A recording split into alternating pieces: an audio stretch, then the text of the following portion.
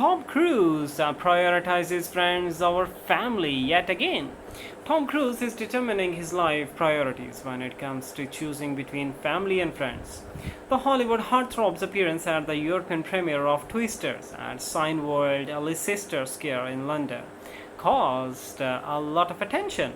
On Monday night, Cruise attended the premiere to support his Top Gun buddies, including Glen Powell, who plays in the catastrophe epic with Daisy Edgar-Jones, Harry Hadden-Paton, and Anthony Ramos. Interestingly, the film's director, Joseph Kosinski, has a link to Top Gun, and Steven Spielberg, who executive produced the original Twisters in 1996, is also engaged in the new picture. Cruise's surprise participation heightened the excitement of the premiere, exciting the audience and emphasizing the film community's close relationships.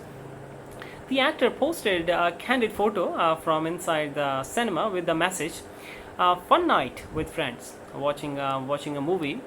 Top Gun's official Instagram account replied in the comment section, "Our Maverick and Hangman."